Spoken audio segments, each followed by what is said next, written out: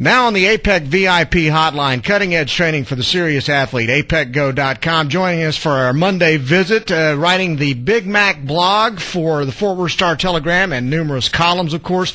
Mac Engel. How you doing, Mac? I'm great, Bryan. How are you? Doing very well. Before we get into the hardcore sports part of this, I was looking at your blog, and it says that The Expendables 2 is like attending a Bryan Adams, Def Leppard, Scorpions, Poison concert. Yeah. Okay, I want to ask, first of all, does that mean that everybody in the audience is over 50? Yes.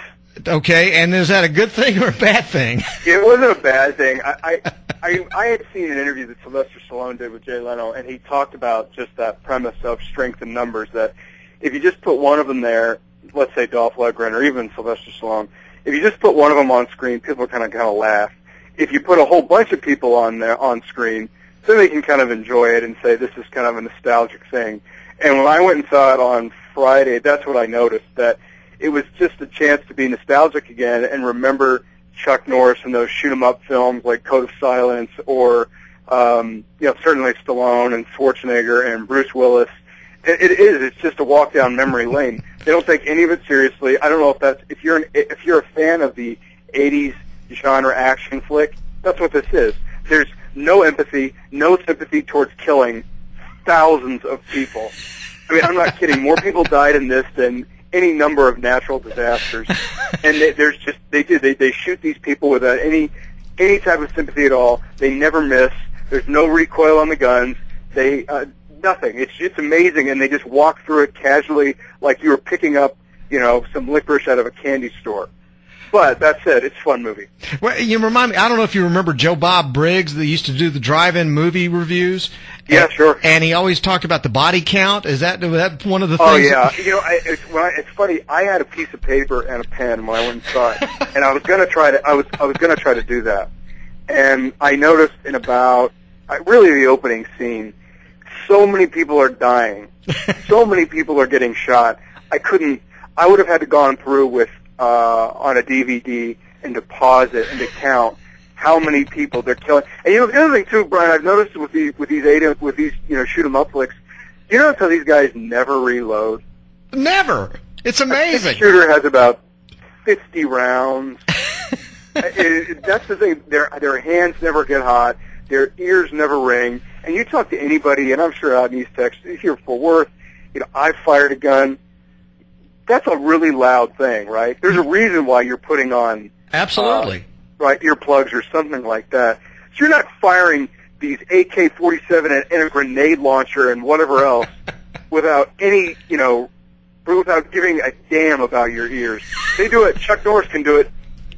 And I'm telling you what, these guys look great. I don't know who their plastic surgeons are, but they deserve a medal. They keep Botox in a 10-gallon drum out back, They do. They look great. And I don't know if you saw it, Bryan.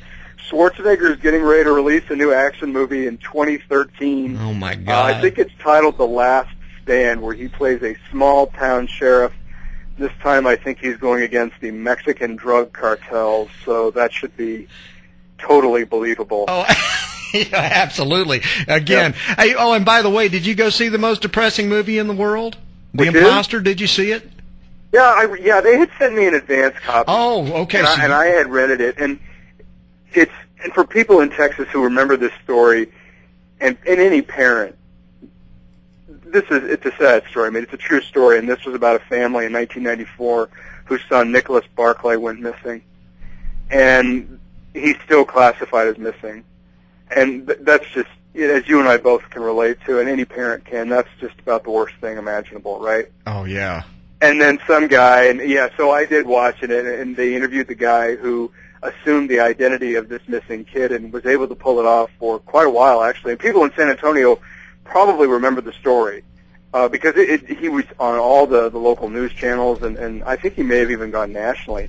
Just some weird freak out of France who pulled it off and eventually was deported. Now he's married and has 3 kids, and meanwhile, this family back in San Antonio is still, I would imagine, even though we're 20 years later from Nicholas originally disappearing, I can't believe is anything but heartbroken. So, yeah, I would say in terms of film-going experiences, I went from one end of the spectrum, which is so sad and depressing, all you want to do is cry, to The Expendables 2, which is such a joke, all you want to do is laugh. Well, that may have been a good thing to go see after watching that first movie. Yeah, pretty much. I mean, in terms of movie going, I think I would rather have some, detachment from reality, certainly from something as sad as that movie about the disappearing kid. Yeah, that's pretty awful. Well, oh, man, that's terrible. All right, speaking of sad, we're watching a Cowboy game Saturday night, and there were a lot of things to like about it, but, the bottom line is, yes, Tony Romo had a little bit more time. The offensive line didn't look completely overmatched, but they still ended up with only a field goal while the first-teamers were in. So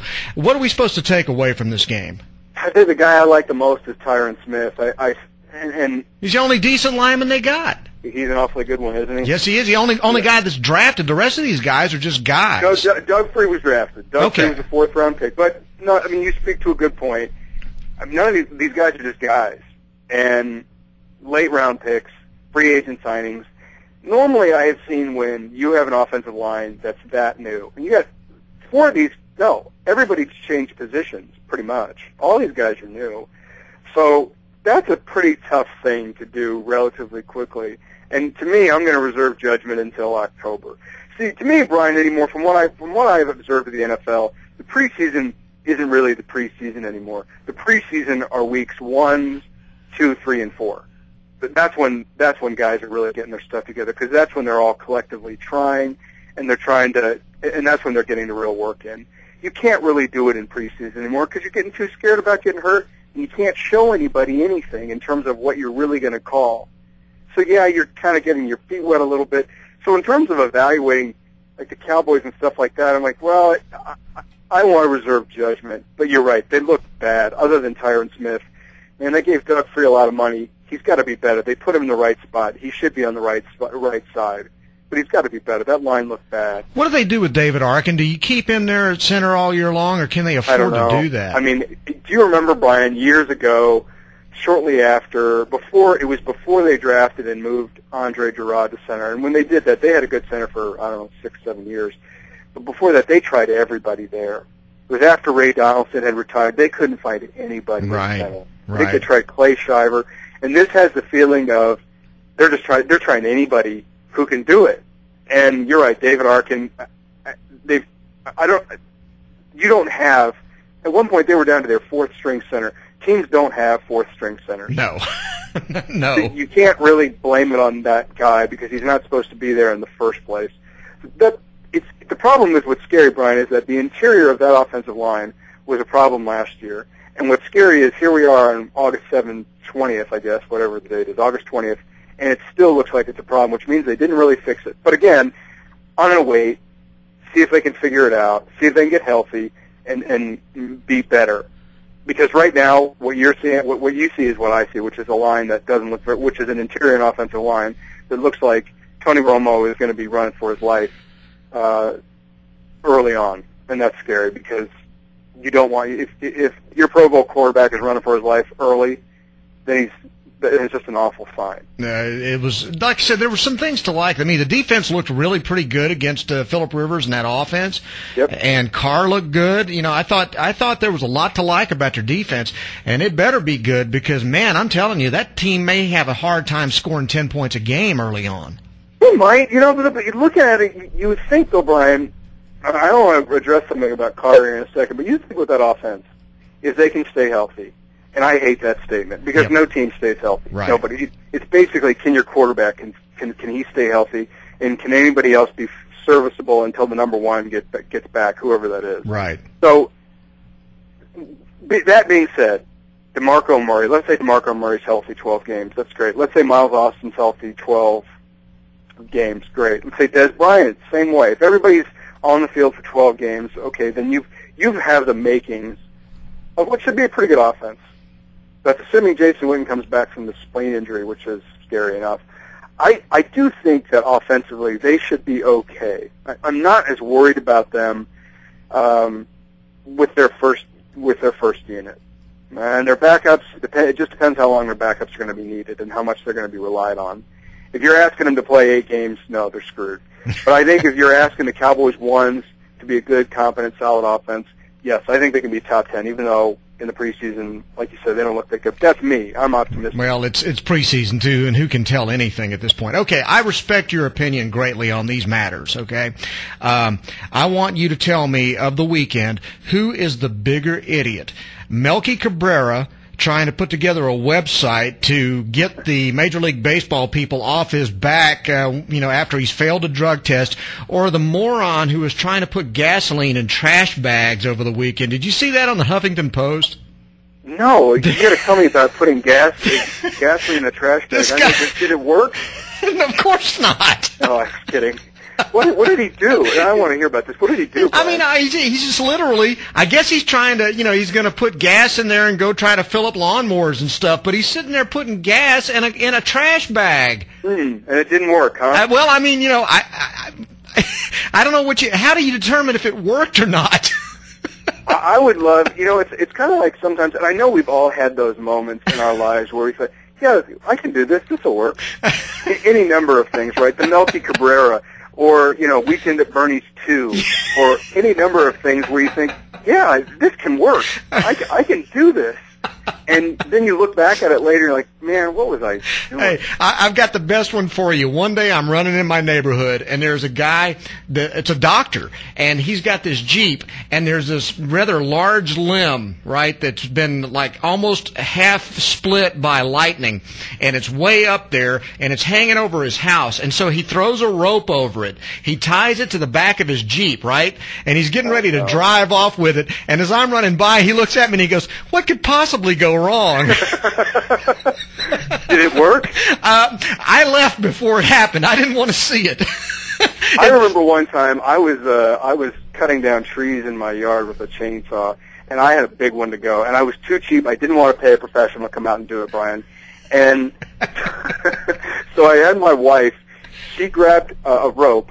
We threw it up there pretty high, and when we started to cut it, she started to pull on it in the direction opposite away from the house, right? Right. Because what could possibly go wrong? And I'm telling you, it came within an inch of the roof. Oh, man. Only by, yeah. Hey, but you know what, though? Didn't have to pay the pro. Congratulations.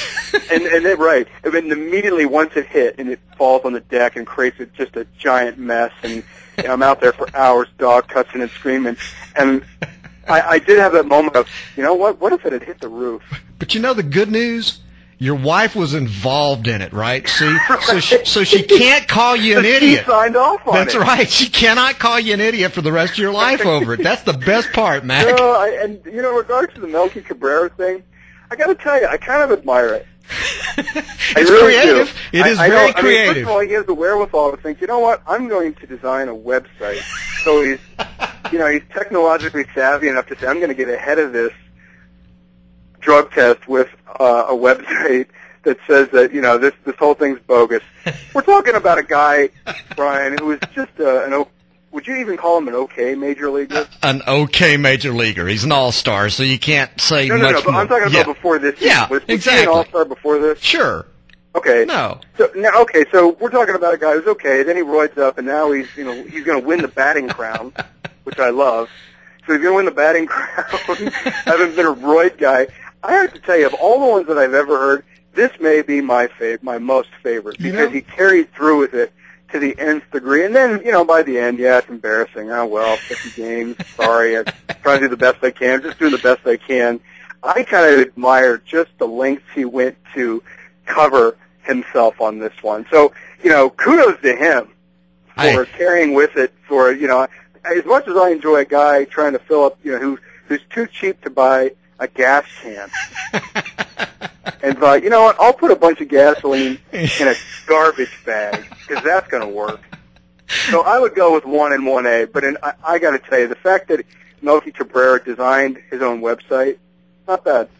And again, I think the slogan of the week now should be, what could possibly go wrong? What I wanted to watch is, I can't imagine trying to pour something.